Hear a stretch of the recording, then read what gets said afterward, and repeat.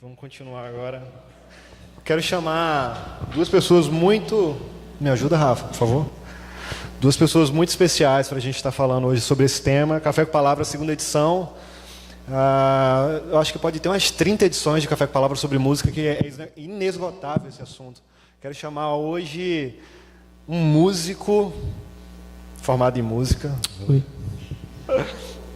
Tenor, cantor de ópera, professor de música, um músico completo. Oi, são. Queria chamar Tiaguinho para vir. Vem cá, Tiaguinho, por favor.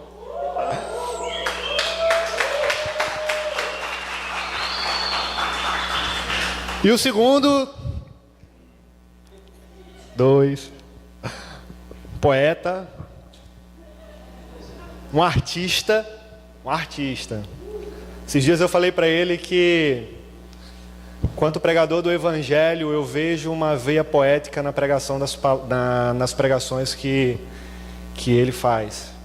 E como um bom poeta e um grande artista, ele tem de forma natural transbordando, ele vem de forma natural transbordando todas essas qualidades que Deus deu para ele também na pregação do Evangelho. Quero chamar Marco para vir para cá também. E eu não sou ninguém, eu sou só o Edilson, estou aqui só para fazer perguntas e é isso. Então, acho que todo mundo já sabe. Se você quiser fazer perguntas, você vem aqui. E quem é que tá? É Juju? É você? Pronto, as meninas vão ajudar. Se você quiser fazer perguntas, não quiser vir aqui, mas quiser escrever, você levanta a mão, elas são de olho e elas vão ao encontro de vocês, tá bom? É café com leite, viu? Se quiser café puro, também tem. Tem água, biscoitinho também. Senhor, obrigado por esse momento tão precioso que a gente teve, esse primeiro momento, e agora continua recebendo a nossa adoração também nesse segundo momento, e que nós possamos ser abençoados através desse tema tão precioso, Pai. Dessa forma que eu te peço, que tu receba a nossa adoração, continue recebendo a nossa adoração, no nome de Jesus. Amém. Pontapé inicial, então, para falar sobre música. Os dois estão com o microfone? Tá, né? Eu acho que a gente pode começar fazendo uma pergunta que é relevante. Dentro da igreja, a gente fala muito sobre louvor e sobre adoração. E às vezes a gente associa a adoração à música, na maioria das vezes, ou a maioria das pessoas. Enfim, algumas pessoas, não sei. Não tem como dimensionar se a maioria, metade, enfim. Mas as pessoas dentro da igreja fazem essa dicotomia, enfim, sobre louvor e adoração. Então eu queria que a gente começasse por aí. O que é louvor e o que é adoração? Um de cada vez. Meus irmãos, eu estou bem intimidado hoje aqui, porque Tiaguinho de fato é um grande músico, é um músico de verdade. Eu não sou um músico de verdade, eu sou mesmo um raçudo, né? É raça mesmo. Mas, então ele falou baixo fora do microfone, segundo Edilson, não disse que Marco Teles não é músico não, gente. Eu falei que ele tem uma veia poética que inspira todos nós. A gente ouviu, Edilson. Não adianta remendar não. A gente ouviu. Isso é uma benção, meu irmão. Mas assim, vou aproveitar as perguntas que são mais cristológicas, né, mais teológicas, para tentar me sair aqui como intelectual, né? Porque as perguntas que são basicamente de músico, eu não vou. Passa. Galera, louvor e adoração são conceitos que fazem parte do nosso universo de cristãos diariamente, né? A gente entra na igreja ouvindo esses conceitos de louvor e adoração, e a gente pouco para pensar, para refletir sobre o seu significado, sobre os seus verdadeiros significados, e eu diria mais seus significados bíblicos, tá? Então, o que é louvor e adoração? Qual que é a distinção básica entre essas duas coisas? Em primeiro lugar, a gente pode apelar para o original da palavra, né? Para o que ela significa na sua originalidade, no seu termo literal. Então, louvor significa elogio, né? A tradução livre de louvor, ou a tradução mais aproximada dela, seria elogio. Então, o que é louvar? É elogiar, né? Exaltar, enaltecer. E adoração, a palavra adoração significa prostrar-se com o rosto em terra. Detalhado desse jeito. Não é apenas prostrar-se, é prostrar-se com o rosto em terra. É abandonar totalmente a sua face diante de algo que você considere superior a você. Então já aí nós vemos essa diferença, né, entre louvor e adoração. É importante refletir sobre louvor e adoração, principalmente porque uma vez que a gente fala tanto sobre essas palavras, mas não reflete sobre seus significados, a gente tem inúmeros outros significados de senso comum que não correspondem à verdade. Por exemplo, eu quando era mais novo, pensava que louvor e adoração era louvor, música agitada, e adoração era música lenta. E eu acho que vocês estão rindo de nervoso porque pensam a mesma coisa. E o próprio culto, de forma inconsciente, faz isso, né? Faz isso, é. Momento agora de adoração. Momento de adoração. Todo mundo contrito. Exatamente. Eu, como ministro de louvor, muitas vezes os pastores chegaram a mim e falaram assim: Marco, toca 3 louvor que é para os irmãos, né? E troca aí 2 adorações que é para os irmãos, né? O irmão chorava. Fica nessa. Aí você vai observar que louvor e adoração, em primeiro lugar, tem essas distinções do seu original da palavra. E em segundo lugar, para concluir as palavras, a gente vai olhar para o significado delas mais profundo, bíblico. Quando foi que a palavra adoração apareceu pela primeira vez na Bíblia? Se eu não me engano, na primeira edição do Café com Palavra, eu citei isso. Então é provável que vocês já possam se lembrar. Quando foi que a palavra adoração apareceu pela primeira vez na Bíblia? Alguém se lembra? Sérgio se lembra? Alguém mais se lembra?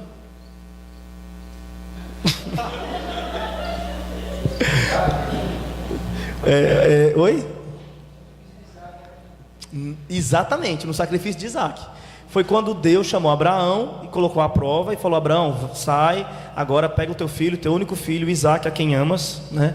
4 adjetivos que levariam inequivocamente a uma única pessoa, a Isaac. E Abraão pega seu filho Isaac, leva, e quando ele chega no pé do monte, ele fala para os seus servos: fiquem aqui, eu e o moço iremos para lá, e havendo adorado, tornaremos a vós. É a primeira vez que a palavra adoração aparece.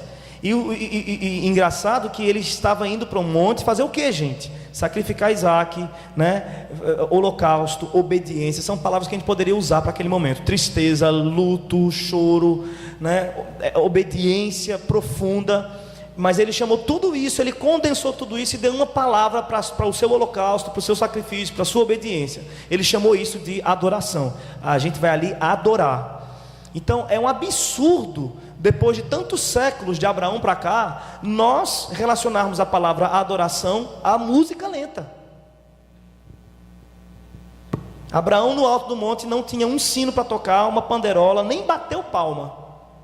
Os instrumentos musicais que ele tinha à sua disposição eram um cutelo, uma pedra fria e um sacrifício, que era o seu bem mais precioso. E uma possível angústia no coração. Uma possível angústia no coração. E a isto ele chamou adoração. Quando a gente chama de adoração a música, quando a gente chama o grupo de adoração, esse aqui, quando a gente chama uma pessoa de adorador, a gente diminui o significado dessa palavra. Poxa, Tiago é um verdadeiro adorador, né?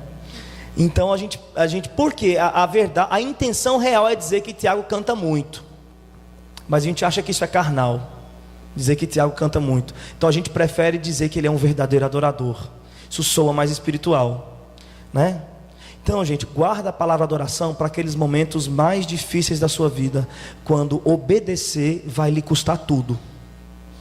Nesse momento você diz que você adorou, e isso não é fácil. O Pai procura. É porque não é fácil. Se adorar fosse cantar, o pai não precisava procurar não. A gente dava o endereço da Shalom para ele, né? Lá tinha uma estante só de adoradores, de verdadeiros adoradores. Então a principal diferença entre adoração e louvor é que a adoração é uma atitude interior. Só eu sei se estou obedecendo a Deus. Talvez você me olhe e diga assim: Marteles é um verdadeiro adorador. Está ali, ó, canta tão bonito e louva e prega. E você sabe se eu estou cumprindo a vontade de Deus para a minha vida ou a minha? Porque eu posso estar utilizando o púlpito para cumprir os meus próprios desejos. E isso não é adoração, isso é rebelião. Não se preocupem em me qualificar como adorador ou não. Pense em você, porque só você pode pensar em você. Tá bom? É isso. E louvor é uma atitude externa, né? Elogio, então quando eu elogio, todo mundo vê eu elogiando, né? Quer completar alguma coisa? Elogio. Eu acho que talvez uma das... Eu não quero completar nada, né? Mas Não sou digno, mas eu acho que talvez uma das maiores dificuldades também dentro da igreja, eu acho que do cristão, é entender que você pode lavar um prato adorando, você pode varrer uma casa adorando, você pode dirigir e estar adorando a Deus, você pode estar, vamos para os extremos, tomando banho e adorando. 1 Coríntios 10:31, quer você coma, quer você beba, faça tudo para a glória de Deus, né? É difícil às vezes no dia a dia as pessoas entenderem que tudo que ela faz, ela tem que ser traduzida em adoração, né? Provavelmente os maiores adoradores do mundo nunca pegarão no microfone na sua vida. Bem isso. Provavelmente você vai adorar naqueles momentos que você não está com o microfone na mão, né? Então, não sei se a gente pode continuar falando agora, começar a falar sobre ritmos. Dentro da igreja a gente vê essa diversidade musical, né? Música animada e música lenta, só. Mas o campo da música, ele é tão infinito quanto a inspiração que existe dentro de cada ser humano, né? E Albert Einstein disse: uma mente que se abre uma nova ideia jamais volta a seu tamanho original. E pensando e olhando por essa perspectiva, a arte, ela é infinita. E a música, os ritmos, eles são expressões artísticas, correto? Então, por que dentro da igreja existe uma limitação enorme de ritmos musicais?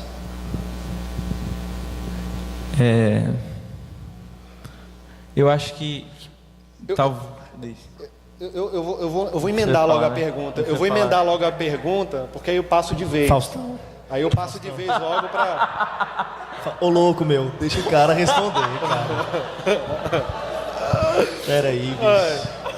Por que eu não posso tocar funk dentro da igreja? Por que eu não posso tocar um maracatu, uma dança de roda? Então, No antes máximo que ele tocar fale... ópera. Oi, ei. Tá bom.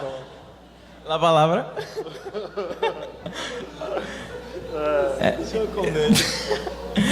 Eu acho que tem algumas coisas que a gente pode pensar. A gente pode pensar, deixa eu pensar uma imagem. Vamos pensar num quadro, certo? A gente não pode ter um quadro onde a moldura chame mais atenção que o conteúdo do próprio quadro. Isso é uma primeira forma de enxergar. Existem coisas que a gente toca, formas de tocar, formas de cantar, que chamam mais atenção do que o conteúdo que a gente deveria chamar mais atenção. Então, isso é um ponto que a gente poderia pensar. Eu preciso chamar mais atenção para o conteúdo principal, para a mensagem principal que eu quero levar.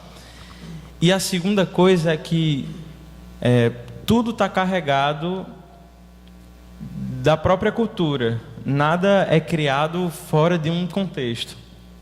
Então, os ritmos, eles são criados e são escutados dentro de um contexto.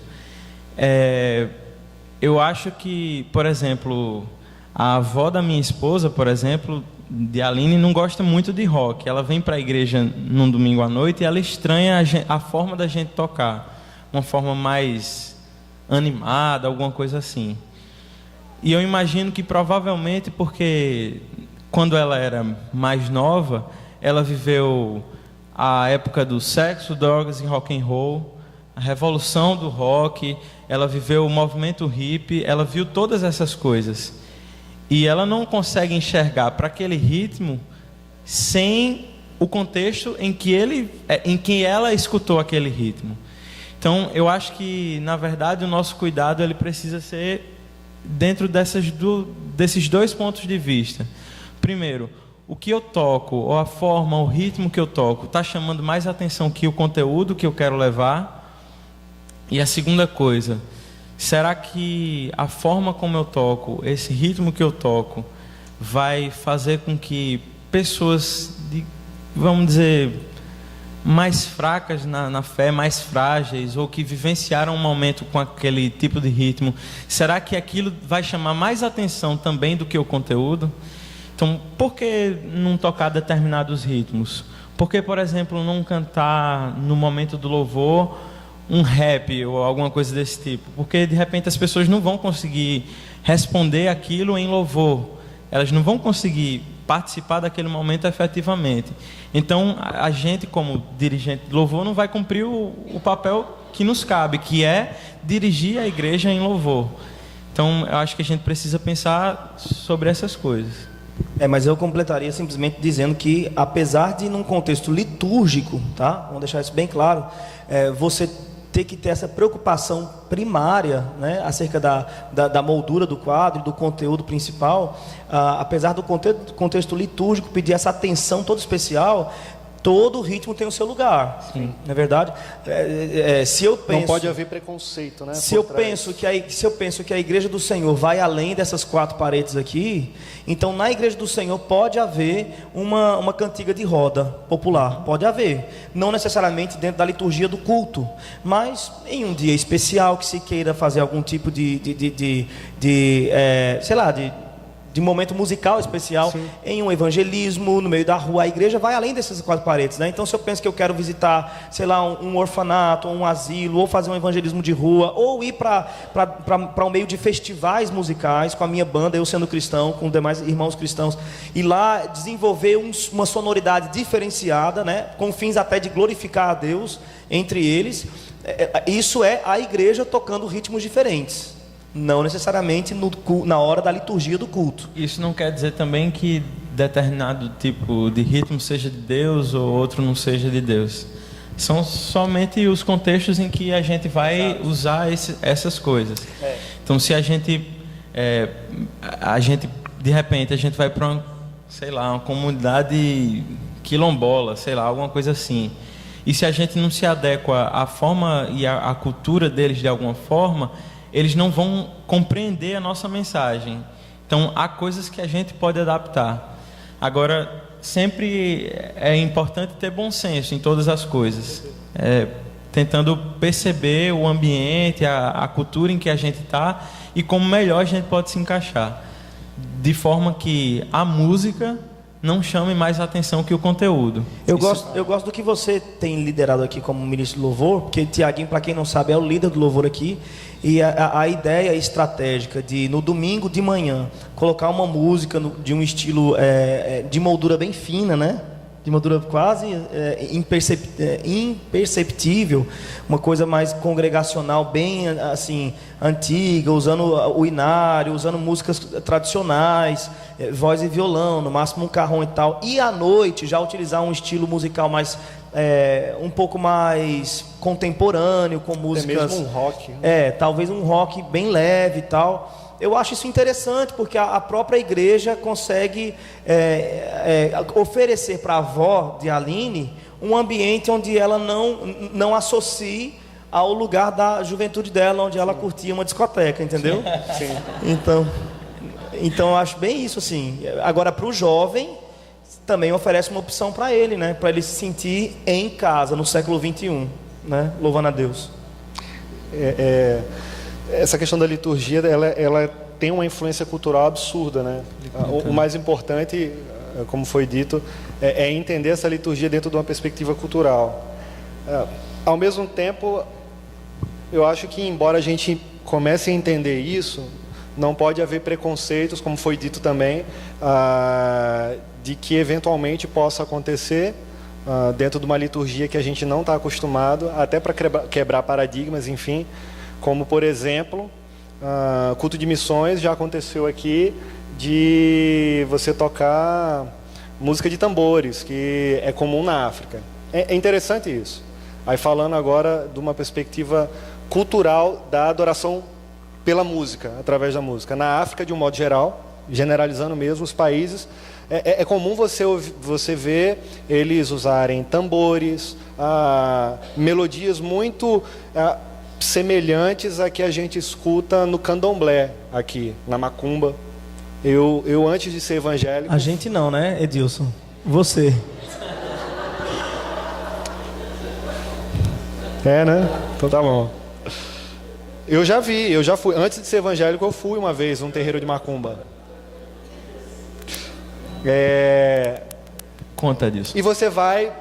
Aí, por exemplo, você vê as igrejas lá, eles tocam esses ritmos e o povo dançando. E de repente você fala, se alguém chega daqui, vai daqui para lá e fala, mas o povo está tudo endemoniado. E não está, muito parecido com um terreiro de macumba. E na verdade eles estão adorando a Deus. Até com o seu corpo, com as melodias, com os ritmos. Aí você vai para a Europa, por exemplo, é comum você ver um mendigo, eu vou para o extremo agora, com um livro na mão, talvez lendo Shakespeare e ouvindo música clássica. Culturas diferentes. Né? Eu acho que, assim, nessa questão, eu preciso comentar isso. A gente precisa lembrar como indivíduos cristãos, certo? Pensamento coletivo de igreja, é importante você ponderar tudo isso que Tiaguinho falou e que eu também tenho falado aqui.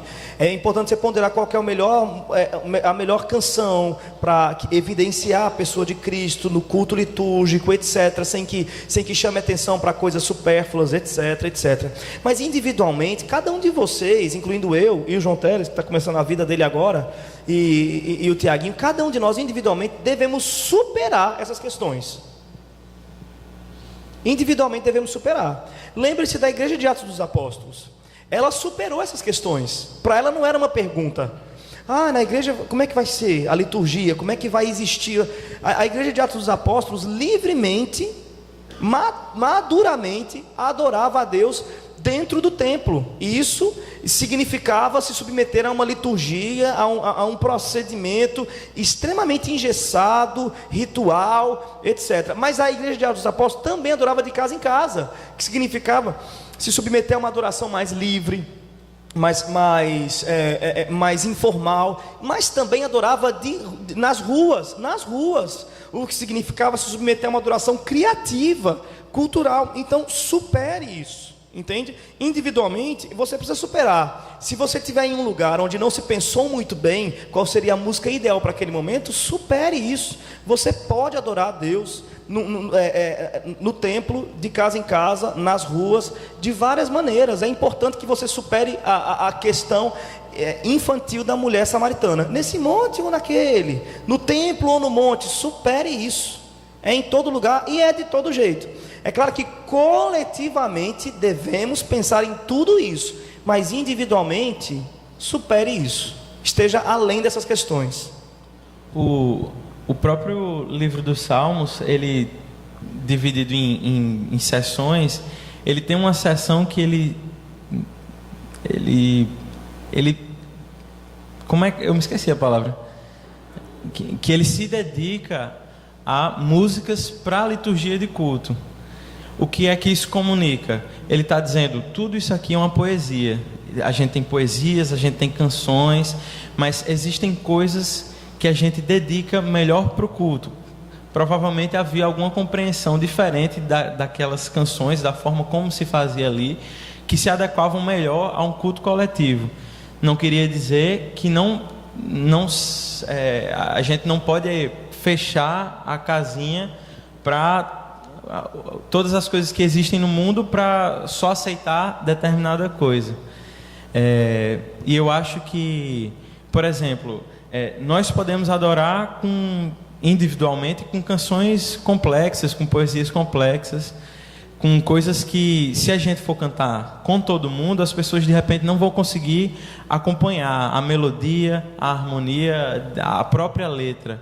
Então, somente essa distinção que eu acho que a gente está fazendo de o que é coletivo, aquilo que é melhor para o coletivo e aquilo que a gente pode fazer individualmente. A gente não está querendo dizer que individualmente a gente pode cantar um funk, a gente pode... Não existe esse negócio de não poder. Então, não há esse problema. Agora, dentro de um contexto coletivo, a gente precisa ter essa preocupação. Eu acho que só o funk ele deve ser colocado numa categoria à parte, que é de Satanás mesmo, o funk. Não, eu tô brincando, mas é impossível você não pensar você olhar para o funk e não pensar em sensualidade, reflexos culturais, né? E quando você olha para o funk brasileiro, é totalmente diferente do funk americano que você vê no Brooklyn. O funk é totalmente diferente lá. Talvez também pela nossa cultura. Sei lá, eu imagino que uma pessoa do Rio de Janeiro que escuta funk com frequência ou escuta samba e tal, a gente costuma colocar uma caricatura daquilo que as pessoas, de um ritmo, de determinadas coisas. Assim como a Edilson falou que você vai para a Europa e de repente tem um mendigo que está lendo Shakespeare ou escutando música clássica. Pode ser que não. Porque a gente tem essa ideia caricaturada de que na Europa só se toca música clássica, esquecendo que Michel Teló vendeu que sua bexiga na Europa. Ai, se eu te pego, ele vendeu muito na Europa. Em Israel também. Então, talvez essa visão caricaturada das coisas faça com que a gente faça essa distinção. Agora, por exemplo, vamos tirar um pouquinho do funk, né? O samba ele é tão sensual quanto o funk, vamos dizer assim, né? Vamos pensar no carnaval. O forró também. Mas é possível adorar com samba? É possível adorar. Então, a ideia não é apenas do ritmo. Agora, claro, o que a gente vê na televisão do funk ou do carnaval é o que os gringos pensam, né? Um gringo vem para cá, samba, mulher, né? E a gente reproduz essa ideia também. Do mesmo jeito que no sul, os caras vão pensar do forró somente um matuto que não sabe de nada, que não tem instrução nenhuma. Então, é importante ter essa diferença. Claro que há uma diferença do funk americano, Chris Brown ou alguma coisa assim, para o funk de favela, vamos dizer assim. Mas é possível, sim, eu acho que adorar. E eu acho que alguém que está dentro dessa cultura, assim como um africano, ele consegue adorar com os tambores, com a música dele, eu acho que alguém pode conseguir adorar sem pensar necessariamente na sexualidade. Pelo menos é o que eu imagino, porque é assim com forró, por exemplo, com shot ou com qualquer coisa desse tipo. Uma das coisas que a gente esquece é que, na verdade, Satanás ele nunca teve e não tem poder de criar nada, né? Ele se apropria daquilo que já foi criado, e todos os estilos musicais, tudo veio de Deus, tudo é inspiração divina, onde o pecador, através da graça comum, desenvolve tão bem e acaba sendo uma bênção para todos, né? Eu acho que não só a arte, mas tudo, né? A ciência, as maiores descobertas foram feitas por ateus, pessoas que não são cristãs, e é um benefício para todos. E a gente vê a graça comum aí, mas eu acho que a gente vai chegar nisso depois, vai poder falar melhor sobre isso quando tocar em composição, por exemplo. Tem uma pergunta aqui dentro dessa perspectiva. Alguém quer fazer alguma pergunta aqui no microfone? Henrique, pode vir. Ixi. Tem uma aqui, eu vou só adiantar essa aqui enquanto o Henrique vem. Pensando um pouco na música clássica, sacra, queria que o músico Thiago Wesley cantasse uma ópera. De jeito nenhum. Eu vou até dispensar minha pergunta. Começa aí, Thiago. Não, de jeito nenhum. Não é assim não, irmão. O cara passa a vida inteira estudando para o cara chegar assim, canta. Ninguém pagou ingresso, o que é que o cara canta? Não. Eu tô rouco, é disso. Fiquei agora. Mas quem foi o circunciso que escreveu isso aqui? Ó, tá ali, ó, o pecador. Davi. Foi o gordinho, sabia? Henrique. Bom, boa noite. Primeiro eu queria saber se o café é só para vocês mesmo, que vocês ficam aí, a gente só olhando para esse café. Rapaz, Segundo. tu quer? Eu quero, claro. Pode pegar aqui. Bom, eu queria falar sobre essa história de cantar alguns ritmos dentro da igreja, na liturgia ou não, e manter um pouquinho desse tema. Eu acho que tem muito a ver realmente com o nosso colonialismo, isso aí, do que a ver com liturgia e coisa e tal.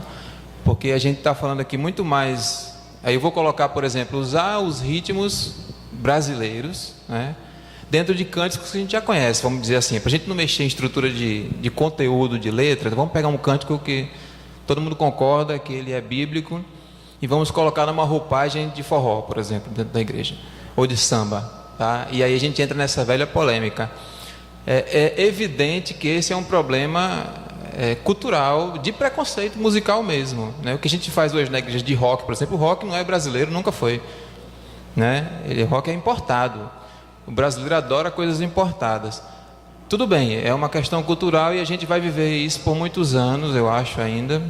Só que Marcos falou, por exemplo, que o filho dele está agora trazendo suas referências e ele pode ter esse louvor com liberdade e tal. E espero que os meus filhos, nossos filhos, possam fazer isso. Alguém um dia vai ter que mudar isso, certo? Creio eu que um dia, assim como na África, você chega e os tambores tocam durante um culto de 3 horas, pode-se ter em igrejas brasileiras um dia um momento de cânticos feito de samba, de shot, né, de baião, e isso não seja tão escandaloso no sentido de não faz parte da liturgia. A minha pergunta é: nós sendo jovens, tendo essa conversa aqui bem aberta, bem livre, quando é que a gente vai começar a tentar mexer um pouco nessa estrutura muito mais cultural do que espiritual? Porque acredito que nós, como líderes de cânticos, ou líderes de louvor, não sei como é que a gente vai se colocar dessa forma, a gente tem uma certa responsabilidade diante da igreja, diante dos passos que nós damos em relação à música dentro da igreja. E se a gente assume essa postura de, se eu colocar essa roupagem, não é adequada para cá, né, quando é que a gente vai começar a abrir um pouquinho esse espaço, mudar um pouquinho isso? Então eu coloco muito mais a pergunta no sentido da responsabilidade. Onde está a nossa responsabilidade como líderes, em alguma forma, em algum momento, em inserir, dizer, gente, isso aqui é a nossa cultura. A gente não está falando aqui de nada estranho ao brasileiro. É nossa cultura. É tão preconceituoso que a gente fala que o forró é sensual, que o samba é sensual. O rock, quando ele começou, era extremamente sensual. Era extremamente sensual, né? E a gente hoje canta. E uma coisa que eu questiono muito na igreja aqui, por exemplo, eu falo muito, tá, gente? Vocês já perceberam, né? Qual a pergunta? Qual a pergunta? O que eu questiono muito na igreja é o seguinte: nós cantamos hinos do cantor, né, do inário, do cantor cristão e tal, que eram hinos cantados em boates na Inglaterra, né, e a gente canta hoje na maior moral, porque alguém trouxe, o missionário trouxe a música, ele conhecia a música, botou uma letra aqui e tal. Então a roupagem musical é uma roupagem totalmente não cristã, não litúrgica, a gente assume isso como litúrgica, o que não desmerece em nada essa questão, certo? A minha pergunta é: quando é que a gente vai começar a assumir, como líderes ou como pessoas que pensam a música dentro da igreja, essa postura, essa coragem de mudança para colocar um pouco mais de nossa cultura aqui dentro? Tá? Essa é a minha pergunta. Posso seguir? Porque eu concordo plenamente com ele. Peraí, senão vai atropelar. Não vai atropelar, não. Vai não? Não vai. Eu concordo plenamente com ele. Na verdade, eu queria simplesmente contribuir para a mesa, porque eu sou historiador, eu faço história. E, como ele falou, existe um problema no colonialismo mesmo, né? Europeu e tal. E nossa cultura é influenciada demais pelo eurocentrismo. Nós temos um problema de nacionalidade muito pesado e de pertencimento, né? Exatamente por ser uma sociedade que foi uma colônia, né? Que tinha indígenas, que tinha negros, que tinham europeus que queriam sair daqui e voltarem para a Europa, né? Mas, assim, para mim ser mais sucinto, o problema se dá na questão, vamos dizer, da construção, vamos dizer, tecnológica dentro das igrejas protestantes, né? Porque eu acredito que essa discussão, ela envolve muito os protestantes, Porque se você prestar atenção, o Brasil ele é mais católico, né, do que protestante. Então, exatamente, é um problema de interação, vamos dizer, com as ciências humanas. Eu acredito que seria isso. Existe um preconceito, apesar, assim, de eu discordar de vários pontos, né, das ciências humanas, como perspectivas marxistas e etc. Mas o protestante é tão tecnológico historicamente, você vê isso nos Estados Unidos, né? Você lê isso em Max Weber. Max Weber vai dizer que o protestante ele visava mais a tecnologia, o fim utilitário, né? Quando o católico visava as humanidades, a interação, a subjetividade, a abstração. E acredito que é nesse sentido de construção mesmo, né? Como ele bem falou sobre a questão dos cânticos, né? Que realmente tem até música de Martinho Lutero que foi feita de melodia de bordel, isso é fato e tal. Então, para você ver, você sacraliza uma melodia, né? Você coloca um imaginário social, né? Então, existe um consenso desse imaginário, uma imposição de algo que está acima, hierarquizado. Então, eu acredito que a resolução desse problema é saber onde há uma interação, né? Onde há um equilíbrio entre essa tecnologia e essa humanidade. Então, eu acredito que, só para complementar, porque eu fiquei muito com vontade, estou estudando bastante sobre isso, então... Eu acho que, respondendo a pergunta de Henrique, a gente tende a abrir essas possibilidades a partir do momento que a gente abre esse debate. Então, eu acho que a gente já está no caminho desse tipo de mudança. Agora, eu acho também que o fato de eu ser brasileiro não me limita, por exemplo, a gostar apenas de música brasileira. Claro. Então, por exemplo, minha formação ela foi, musicalmente falando, ela foi mais para a música erudita.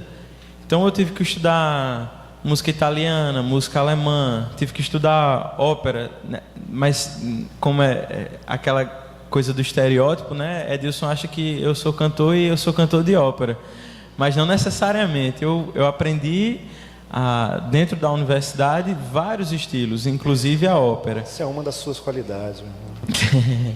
Se desculpando. Mas assim, eu acho que o fato da gente abrir esse debate faz com que a gente já tenha a mente aberta para esse tipo de coisa. E eu acho que o problema não... Eu acho que talvez Marco falou um pouquinho disso, é que a gente se prende muito às coisas superficiais, né? Às coisas não essenciais. Como é que eu vou adorar? Com esse ritmo, com aquele ritmo? Quando, na verdade, o que a gente devia mais se preocupar, e é o que mais tem estragado a música de forma geral, não só a música gospel, mas é o conteúdo das músicas, é o teor delas.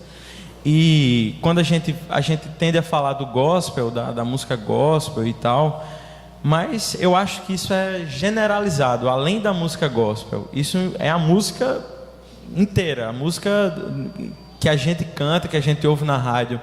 Tanto a música dita secular, quanto a música dita gospel, as duas são muito ruins, às vezes, em termos de qualidade musical, em termos de qualidade de conteúdo. Então, eu acho que mais do que a questão rítmica, a gente tem que se preocupar com o conteúdo. Eu acho que isso é essencial, é o conteúdo. E aí a gente pode adorar a Deus com o forró, com o rock, com o jazz, com o blues, com os tambores, enfim. A gente tem essas possibilidades. Aí, o que eu estava falando com o Mark um pouquinho antes da gente começar. A gente tende a partir das nossas compreensões, classificar o que é arte e o que a gente não considera arte. Se a gente for pegar um quadro, uma arte abstrata, muita gente escuta, a gente já ouviu falar isso, né? A pessoa olha assim, meu irmão, isso aí João faz, né? João Teles pega as tintas, lambuza lá, isso aqui não é arte. Então a gente tende a querer julgar as coisas, isso aqui é arte, isso aqui não é arte. Mas de um ponto de vista geral, eu posso dizer que Anitta é arte e eu posso dizer que Djavan é arte. Eu posso... microfone. Eu posso classificar essas coisas como Na arte. faculdade de música você aprende a acabar com o microfone fazendo... Viu? Parou. É a técnica, né? Vivendo e aprendendo com a galera que estuda, né? Mas, eu não sei se eu respondi a pergunta de Henrique. Eu queria completar lembrando biblicamente, minha gente, que isso são questões, veja bem, talvez isso possa até assim chocar um pouco os dois irmãos que falaram sobre isso, mas eu não quero que vocês se sintam nem um pouco desmotivados nessa luta de meu irmão, vamos, mas veja bem, nós somos muito vaidosos, sabe? Porque a gente é brasileiro e tem que cantar música brasileira, né? Isso é ou não é uma vaidade? Tu entende? Porque isso é uma questão de não sei o que, tem que fazer. A gente é muito. Eu gosto de rock, tem que cantar rock. O irmão ali no caso dele não é, mas no meu caso é. Então, como eu gosto muito de rock, eu gosto de. Eu quero colocar o meu estilo como sendo um estilo mais importante de ser utilizado do que o outro estilo. Eu acabo diminuindo o outro e enaltecendo o meu próprio estilo. E isso é tudo vaidade. No final das contas, a questão importante é olhar, por exemplo, para Paulo.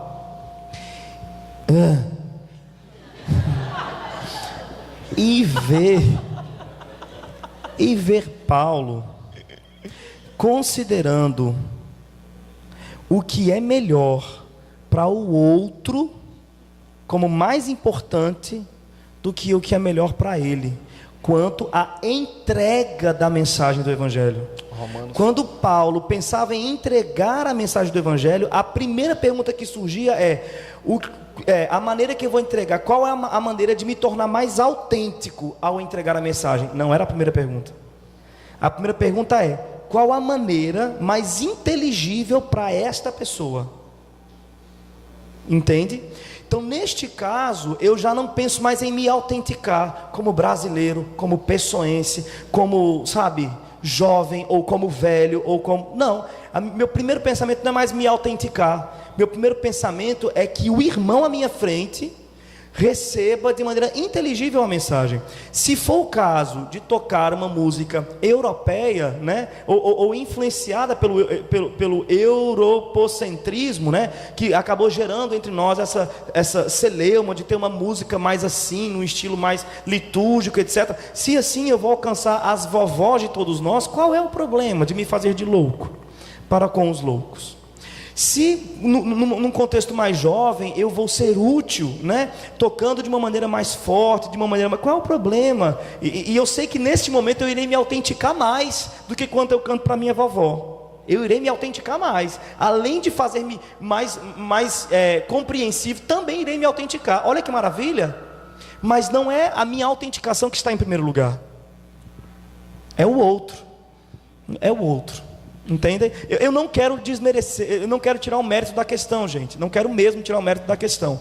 É um mérito a ser pensado. De qualquer maneira, lembrem-se que por vezes, ao batalhar por um mérito como esse, a gente batalha simplesmente para se autenticar. Entende? Dentro desse ponto de vista, só para... acho que talvez tornar mais claro o que o Marco está dizendo, a gente vive uma dificuldade. Por exemplo, eu sou formado em música e eu participo de um grupo que canta música renascentista, certo? Eu canto música barroca, música dos anos 1700, 1750, não sei o que lá. Ninguém é obrigado a gostar desse tipo de música. Embora eu acho que se vocês ouvirem esse tipo de música, muita gente vai se surpreender, porque a gente tende a estereotipar as coisas. Mas a gente vive uma realidade muito difícil aqui, que é, por exemplo, ganhar dinheiro como músico.